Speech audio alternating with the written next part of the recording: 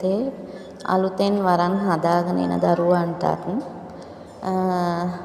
වරන් වලින් වැඩ කරගෙන යන දරුවන්ටත් මේක ගොඩාක් වැදගත් වෙයි කියලා මම හිතනවා. ගොඩාක් දෙවොල් කරගෙන යන දරුවන් අතින් පුතේ වෙන වැරැද්දක් තමයි දරුවෝ වැඩ කරගෙන යනකොට අපි හිතමු දැන් සත්පත්තිනි මෑණියන්ගෙන් වරන් තියෙන දරුවෙක් කියලා. සත්පත්තිනි මෑණියන්ගෙන් වරන් තියෙන දරුවෙකුට අනිවාර්යෙන් බෙහෙත් ඖෂධ පැත්ත තියෙනවා පුතේ. ඒ යන්න ඕන ඒ වරම අනුව ඒ ඥාති දෙවියෝ කියන දේ අනුව පුතේ වැඩ කටයුතු කෙරෙන්න ඕනේ ඥාති දෙවියන්ට පුළුවන් වැඩ.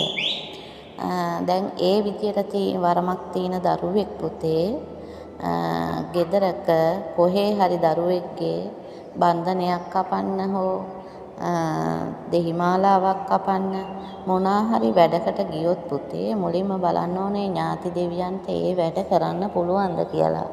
මට දරුවෙක් කතා කරා පුතේ. එහෙම දරුවෙක් ඒකයි මම මේ වීඩියෝ එක දාන්න හිතුවේ. ඉතින් පුතේ හොඳට වැඩ කරගෙන යන දරුවෙක් තමා කතා කරේ පුතේ. ඒ දරුවා මෙච්චර දවසක් හොඳට වැඩ කරගෙන ගියාලු බන්ධන කපන්න පුළුවන්ලු හැමදේම පුළුවන්ලු. ඉතින් එකපාරටම දෙවොල වැඩ කටයුතු කරන්න බැරි වුණාලු පුතේ. ඉතින් ඒ වගේ අවස්ථාවක් ආවට පස්සේ මොකද කියලා බලන්න ඕනේ පුතේ. සමහරක් වෙලාවට බන්ධන කපන්න පුළුවන් කියලා ඒ දරුවා කිව්වට ඥාති දෙවියන්ගෙන් දැනගන්න ඕනේ පුතේ බන්ධන කපන්න පුළුවන්ද බැරිද කියලා. වැඩකට යන්න ඉස්සෙල්ලා අනිවාර්යෙන් දේවාලෙන් පුතේ අහන්න ඕන ඥාති දෙවියන්ගෙන් ඒ බන්ධන කපන්නේ යන වැඩේ කොහොමද කරන්න නිසියාකාරව කරන්න පුළුවන්ද බැරිද කියලා පුතේ. සමහර ඥාති දෙවියෝ ඉන්නවා ඥාති දෙවියන්ට ලෙඩ සුව කරන්න පුළුවන්. බඩේ අමාරුවකට ඒ ඕනම දෙයක් සුවපත් කරන්න පුළුවන් පුතේ බන්ධන කපන්න බෑ. ඒ මට්ටම හදා ගන්න ඕනේ පුතේ. ඒ කරන්නා වූ පුද සත්කාර කරනකොට ඒවට අදාළ දෙවිවරු එනවා ඒවට අදාළ ඥාති දෙවියෝ වඩිනවා පුතේ. එක පාටම වරන් අරගෙන මුල්ම අවදියේ ඒ දේවල් කරන්න ගියොත් පුතේ දන්නේම නැතුව වරම හිර වෙනවා. ඊට පස්සේ කරගෙන ආපු වැඩත් කරන්න බැරි වෙනවා පුතේ. වගේ අවස්ථා ගොඩක් එනවා. ඉතින් හැම දරුවෙකුටම මම කියන්නේ දෙවොල් කරගෙන යන දරුවන්ට හොඳට හිතලා බලලා හැම දෙයක්ම කරන්න කියලා. මොකද ඔයාලගේ ඥාති දෙවියන්ට පුළුවන් වැඩ කොට්ටාසයක් තියෙනවා. ඒ වැඩ කොට්ටාසෙ විතරයි කරන්න පුළුවන්. ඒකෙන් පිටපැන්නොත් තමයි පුතේ වරන් හිර වෙන්නේ. ඉතින් ඒ වගේම තමයි පුතේ වරන් ගැටලු ගොඩාක් එන්නේ පුතේ. දෙවොලේ පුද සත්කාර කරනවා නම් පුතාලා ඒ පුද සත්කාර නිසි වෙලාවට හැමදාම කරන දරුවෙක් ඉන්නවා නම් කෙම්මුර දවස්වලට ඒ පුද සත්කාරයේ අදාළ දෙවියන්ට ඒ පුද සත්කාර හරි විදියට ඒ විදියටම කෙරෙන්න ඕනේ පුතේ. දවසක් හරි දෙකක් හරි ඒක දෙන්න බැරි වුණොත් පුතේ ඒගොල්ලෝ බලන් ඉඳලා ඒගොල්ලෝ පුතේ පුතාලගේ වරම උනත් හිර කරන්න පුළුවන්. ගැඹුරුම උනත් පුතේ හිර කරන්න පුළුවන්. එතකොට තමයි පුතාලා කතා කරලා කියන්නේ මට දැන් ගැඹුරුම නැහැ. මගේ වරම හිර කරලා කවුරු හරි ඇවිල්ලා නැහැ පුතේ. කවුරුත් හිර කරන්නේ අපේ දරුවන්ගේ අතින්ම තමයි ගොඩාක්ම වරන් හිර වෙන්නේ. මොකද දෙවියන්ට දෙන්නා වූ පුද සත්කාර නිසි වෙලාවට දෙන්න ඕන පුතේ. ඒවා ප්‍රමාද කරන්න හොඳ නැහැ. අද දීලා ඊළඟ දවසේ නොදී ඉන්න හොඳ නැහැ පුතේ. යාලා ඒ දේ බලාපොරොත්තුෙන් ඉන්නවා. ඉතින් ඒ වගේ ඒ කරන්නා වූ දේවල් ඒ නිසි වෙලාවට ඒව කරන්න ඕනේ පුතේ.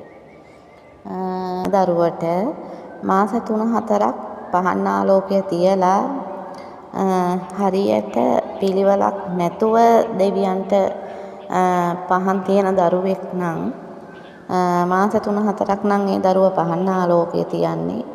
ඒ දරුවට එකපාරට ආවයි කියලා පුතේ වරන් සුද්ධ කළා වරන් අරන් දෙන්න බෑ පුතේ. එහෙම දරුවෝ එනවා. ආපු හැටිය කියන්නේ මෑණියනි හිර වෙලා තිනෝ මුඛ වරන් තිනවා නමුත් හිර වෙලා තියෙන්නේ කතා කරන්න බෑ. අනේ මෑණියනේ මේක අරගෙන දෙන්න කියලා. නමුත් එහෙම කරන්න බෑ පුතේ.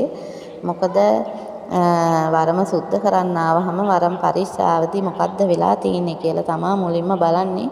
වරම කොහොමද තියෙන්නේ? වරමක්ද දෝෂයක්ද මොකද්ද කියලා තමා බලන්නේ මුලින් පුතේ. ඉතින් හිරයක් දෙකක් තියෙනවා නම් පුතේ කපනවා.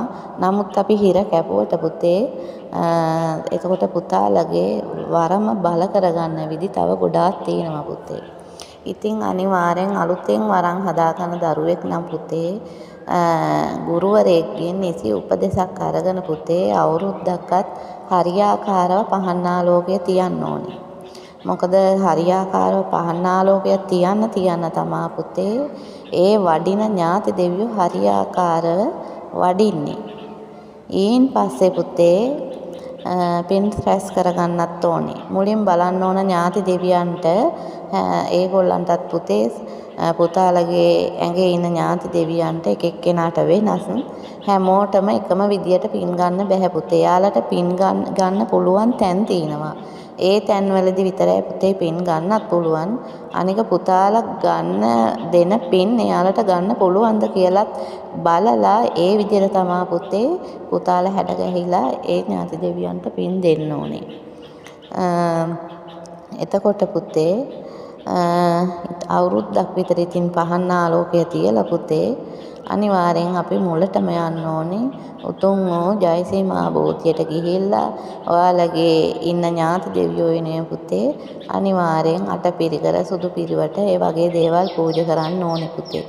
අපි කොහෙන් කාගෙන් වරන් හැදුවත් පුතේ අපි මුල පුරන්න ඕන ජයසිරිමා බෝධිය. එතෙන් පටන් පුතේ ඉතින් නිසි ආකාරව ගුරුවරයෙක් හම්බ වෙලා ඒ කරන්නා වූ ඒ ඔයාලට පුතේ අදාළව ඒ ඥාති දෙවියන්ට අදාළව ඒ දේවල් කරගන්න පුළුවන් පුතේ. නිසි දැනුමකින් තමා පුතේ හරියාකාරව වරමක් සකස් කරගන්න ඕනේ. නැත්තම් අතරමඟදී කැඩුනොතින් පුතේ ඔයාලා අතරමං වෙනවා. ආන්න එතකොට තමා පුතේ අතේ තියෙන දේත් නැති වෙනවා කියලා කියන්නේ. තැන් වල එක තැන්ට යනකොට අර ගුරුවරයා ගාවට යනවා, මේ ගුරුවරයා ගාවට යනවා, තවත් ගුරුවරයෙක් ගාවට යනවා. එතකොට පුතේ තමයි අන්න එහෙම වුණාම තමයි ගෙවල් පවා උගස් තියන්න වෙන්නේ. එතකොට තමා පුතේ අර පුතාලට කරන වරමත් එපා වෙනවා. ඒ නිසා හොඳට මොලේ කල්පනා කරලා දැනුම අරගෙන පුතේ මේ වරන් ජීවිතේ යන්න ඕනේ.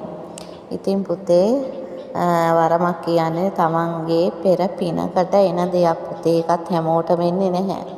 ඉතින් ඒ පෙර පිනකට එන්නේ පුතේ පුතාලටත් යමක් දීලා ඒ ඥාති දෙවියන්ට පිනත් ලබා ගන්න තමයි වරමකට එන්නේ පුතේ.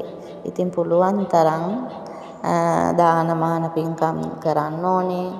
එන ලෝකවාසී හැම දෙනාටම උදව් කරන්න ඕනේ පුතේ.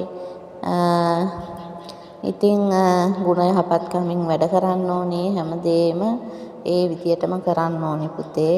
ඉතින් නිසි වේලාවට පහන් ආලෝකය දන්වන්න ඕනේ. ඒ නිසි වේලාවට පූජා සත්කාරයේ දේවල් දෙන්න ඕනේ පුතේ. ඒ වගේ දේවල් හරියාකාරව කරගෙන යන දරුවෙකුට පුතේ වරදින්නේ නැහැ. හැම දෙයක්ම පුතේ හරියාකාරව කරන්න ඕනේ. ඉතින් පුතේ අදට මම නතර වෙනවා. තවත් දවසකින් වීඩියෝ එකක් අරන් ඉන්න බලාපොරොත්තු වෙන්නේ. ඉතින් මගේ දරුවන් හැමදෙනාටම තෙරුවන් සරණයි.